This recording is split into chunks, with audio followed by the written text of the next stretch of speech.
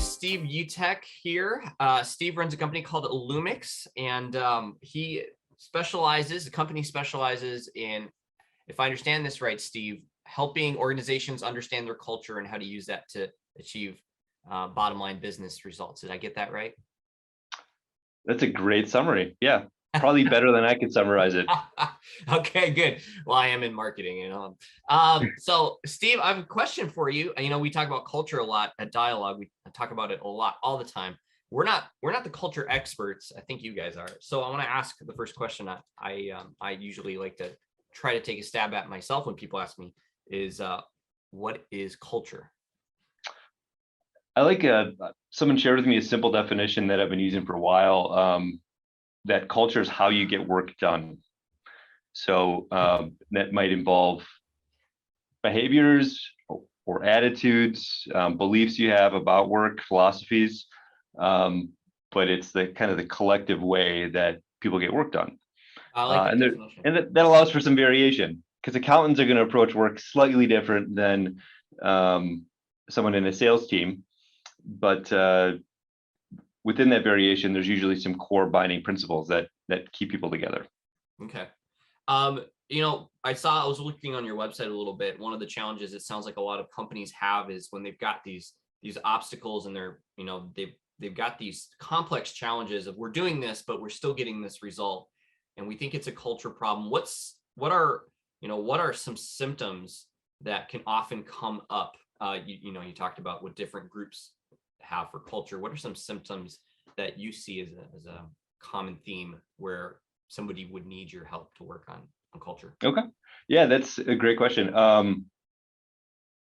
First off, I don't necessarily view them as problems, because what happens is companies grow or they develop, and essentially they go through different stages like puberty, and they don't realize that they're going through puberty, and some of these growing pains are normal. So I think one of the downfalls that some organizations have is they're like, oh, we're having these problems, let's not look at them, or let's try to work harder or overcome them somehow. Instead of just slowing down and going, hey, what's going on here? How can we learn from this? Maybe we need to change how we operate. So culture is not a static thing. So it's got to evolve, as you grow, because what worked when you're 5 people is not going to work when you're 150 or 1,000. So one of the common symptoms I see is a lot of siloing, organizational siloing. So people get stressed out, like how things worked at one point when you're small, doesn't work as well for collaboration. So you have people that stop working together, workflows break down across departments and functions. And then when that happens, then you start seeing trust issues develop. You get conflict where people throw things over the wall. They don't really get resolved. And then perceptions of accountability and fairness get all skewed because you get focused on your department or your area or your role. And it's like, well, I'm doing my job, but they're not doing their job. And organizational fairness tends to be a really big deal for people when they feel like they're getting a bum rap, even if it's not really based in reality. So usually I find people are working hard regardless. It's just that you get these misperceptions that develop over time because you're stressed and overworked, and you're like kind of the natural tendency to feel sorry for yourself.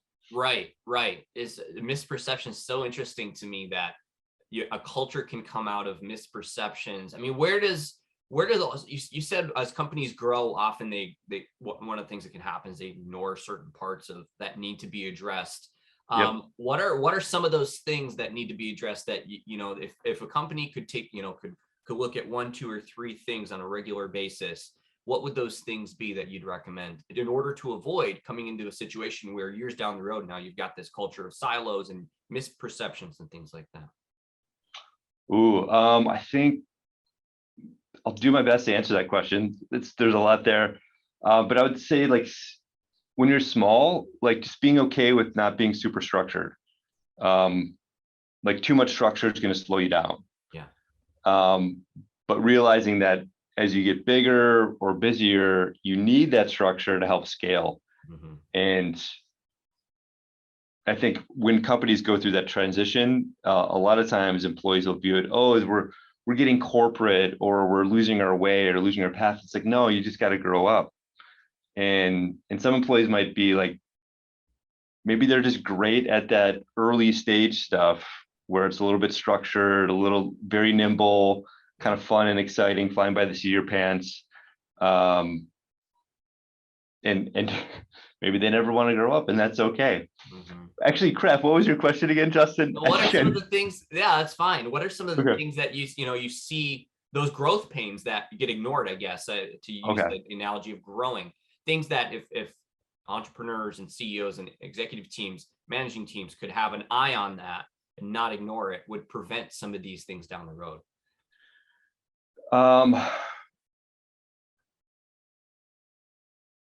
Oh, one of the common things that forms like in a growing company is this thing called, well, cliques, where like one function of a business is like dominant. So you might be in a manufacturing setting and you say, production or manufacturing or operations is king. Other groups might be like sales is king. But usually one function tends to dominate. And what's really important at that stage is for the executive team or that CEO to set a real clear vision and say, essentially, like, one function is not going to dominate. This is about how we come together and take some ownership that things are going to get inefficient for a while. Because if you're going to scale and figure out how to unite people, it's going to be kind of an inefficient process. And the companies that have been successful, they've taken the time to build infrastructure around culture or infrastructure around metrics and process. But they're really trying to build a strong business, and it just takes some time. And being okay with that. So sometimes those functions that were dominant that helped you get you to where you are, they got to take a little bit of a back seat to help the organization get reorganized. Well, what would you say to those entrepreneurs that, I could see two reasons why an entrepreneur would ignore certain things, like you just said, sales is king, and an entrepreneur might ignore that longer than they'd like, for two reasons. The first comes to mind is time. Well, I don't have time to fix the problem. We're trying to grow. And the second thing I can think of is, I don't know how to address this problem. If they're aware of it, even, I would say maybe a lot of entrepreneurs aren't aware of the problems in their business, because from what my experience is, a business grows around the strengths and the weaknesses of an entrepreneur. But let's say, there's an executive team of some kind, and they kind of see this. What is some advice you'd give to, a team like that, an executive team, managing team that sees, we've got this problem, we just don't know what to do about it? Is it simple as hiring you? What are some resources or ideas you have for addressing some of these really complicated, messy human problems? Yeah, they could always hire me, but that's kind of an overly simplistic answer. Simple thing to do is just to talk to people. I'm amazed at, like, half the time, like, we don't have to come up with any crazy solutions. Like, the employees actually have the insight and the perspective. And maybe some of the magic that we do is just kind of weaving those stories together into a coherent message so people understand. Because when you're leading a company, like, you're getting a lot of BS, piled on your lap. You don't know what's real, what's not. So it can be really hard to sort it all through. But I've seen some CEOs just literally just go, onto a production line and pull people off and start asking them, hey, what's going on? What's your experience? How are things working? What's your pain points? And it can be a bit time consuming, but that can be pretty powerful when Sounds like it. when you have the leader of the company, asking you questions about how things are going for you. But yeah, it's just a difficult thing for most executives, because it's lonely at the top, and it's hard to get a really good view of how the inner workings of your company are, what they actually are, when you're that far removed from it. Yeah, right. That makes sense. What you're talking about reminds me, just that simple, going to the production floor and pulling people aside and asking them questions and open-ended questions, maybe, and It reminds me of the show Undercover Boss. Yep, A little bit. You ever seen that show? I've seen. totally. It's a great Yeah, show. just that idea that there are things that are going on that if you just open up that line of communication, you might get insights that answer your problems for you. Maybe there's a lack of, what we often see, because we work with companies all the time on communication problems. What we often see is there's an internal communication issue. Sometimes it's like, well, this person has this complaint, but clearly this is being addressed by the company. They just don't see it yet. So like you said, maybe it's a silo issue, maybe it's a miscommunication issue. That's a really good point, Justin. Because half the time, like, things are being done, Yeah. and employees don't see it, and then they keep complaining, or not complaining, but they keep on voicing their concerns, and then you see leaders going like, "Dang it! Like, what the heck?" And they start feeling resentful, and then you see this rift kind of occur between people. Yeah. Oh man, I was working with an HR leader who is a former, I think, DuPont person. And they had like a really cool thing they shared with me where they would do these, I think, monthly presentations the CEO would do. And they would have this simple slide around, this is what you said, this is what we did. And they would just try to make it as explicit as possible. You said this, we addressed it this way. And I was like, this like simplistic and beautiful, because it's so easy to just assume that, like, oh yeah, we addressed your concern, but then never say anything about it. Right. Totally. It reminds me, when you're saying that slide sounds really impactful for the very reason of humans just want to know, like, feedback. Yep. In communication, I've learned a lot about interpersonal communication recently, and one of the best ways you can help with communication is making sure the other person feels heard. And the best way for someone to feel heard is literally just repeating back to them what they said in your own words. And it's amazing how people just feel like, huh, okay, yeah, you get what I'm saying. And then it's almost like you can talk about, the next step, but that part alone is just huge for that empathy. And it sounds like that step of just, this is what you said, that alone would be impactful. And just even addressing it partially would be good, because guess what? You've done the bulk of the work, and sounds like, of just being empathetic with your employees' complaints and putting it out there in the open, and not making it feel like, well, I threw my complaint out there into these surveys, but nothing ever seems to be done. We've seen that in some of these internal surveys. We do a lot of surveys. Well, things are probably getting done. They're just maybe not being, those specific complaints aren't being overtly brought up and then addressed what's being done about it. That's a really great tip, Steve. That's a really great tip. Well, and change takes time, too. So, and you'd be surprised at how non-obvious certain things are. So something can be implemented. People have just no idea. They just don't know. Right. They don't. Right. So, that's very true. What seems simple to one person is often a complete mystery to someone else. So can you tell us any good stories, maybe one good story of a before after situation? You've touched on a couple. What's one that comes to mind when I say, yeah, tell me a good culture change story that Illumix was a part of? Oh yeah, this is a communications company in the South. I think it was in Arkansas, and it was interesting because they were a family-run business.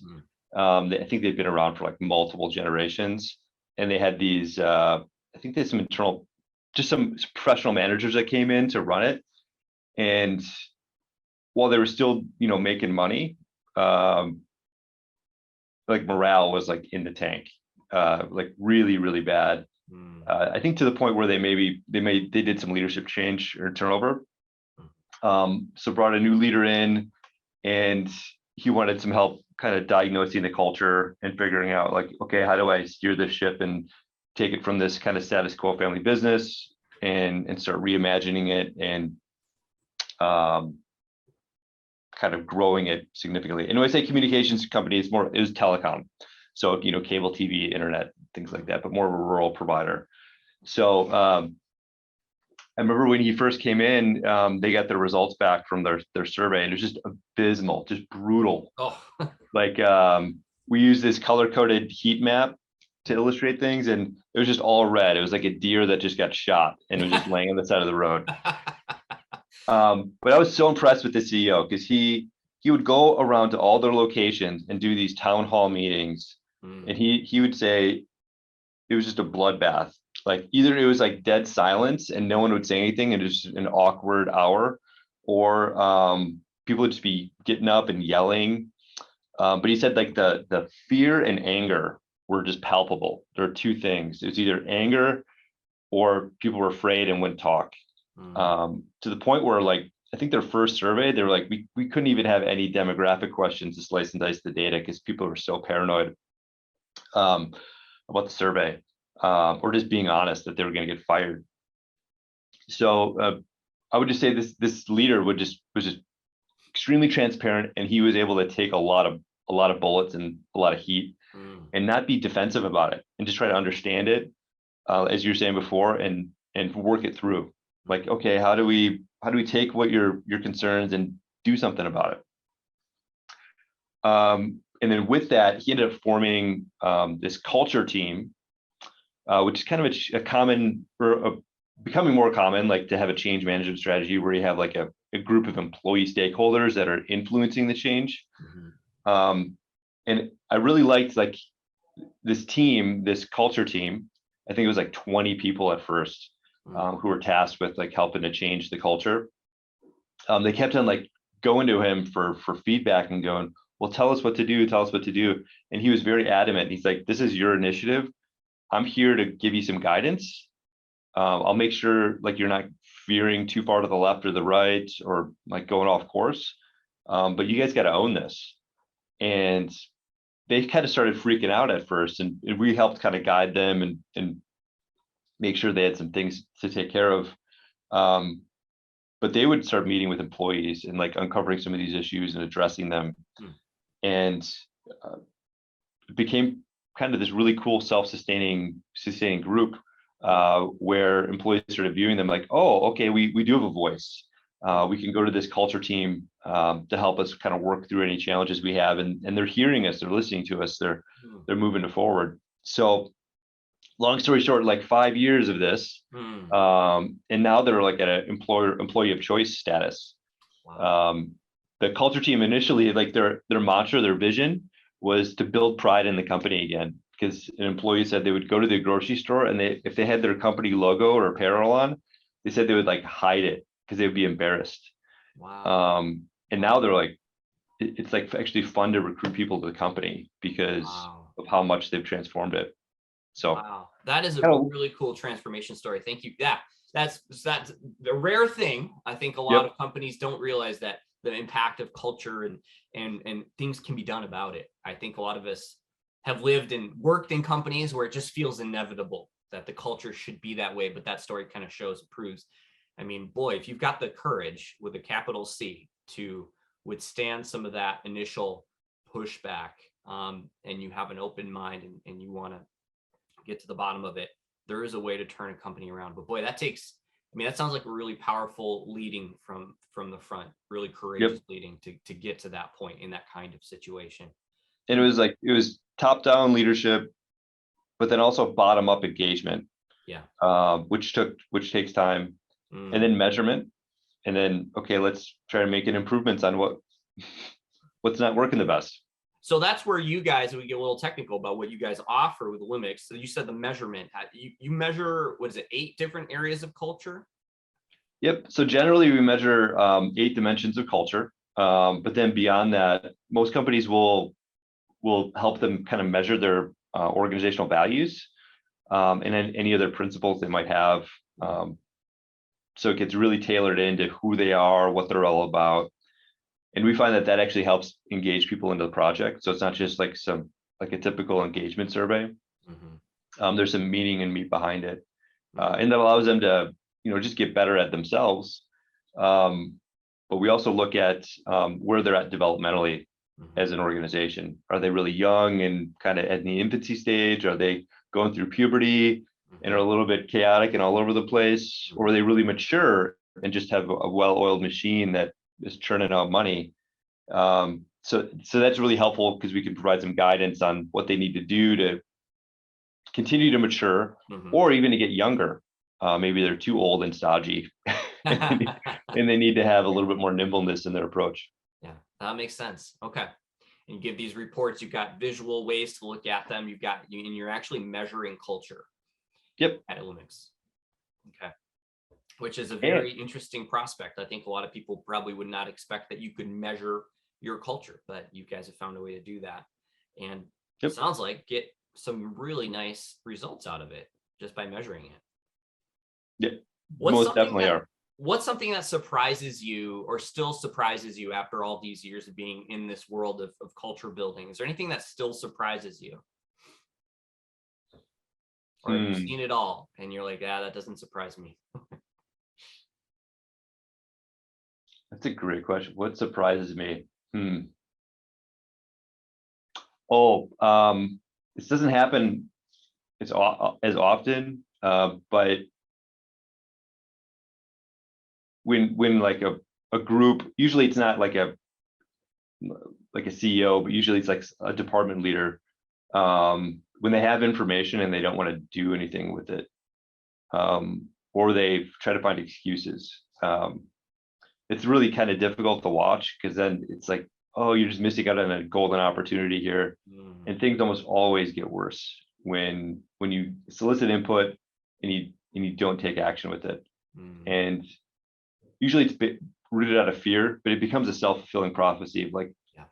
it's like this hidden fear of like, I don't want to look at it because I don't want to know, and maybe if it'll just go away, but it almost invariably gets worse. And it's kind of like watching like a car accident that you can see coming from a mile Oh away. It's wow. like, oh, Yeah. so that's, it shouldn't be surprising, but I guess it is surprising, and it's more of like, I wish people would have a little bit more courage at times Mm, to mhm. look at themselves and not be so afraid Yeah. of learning.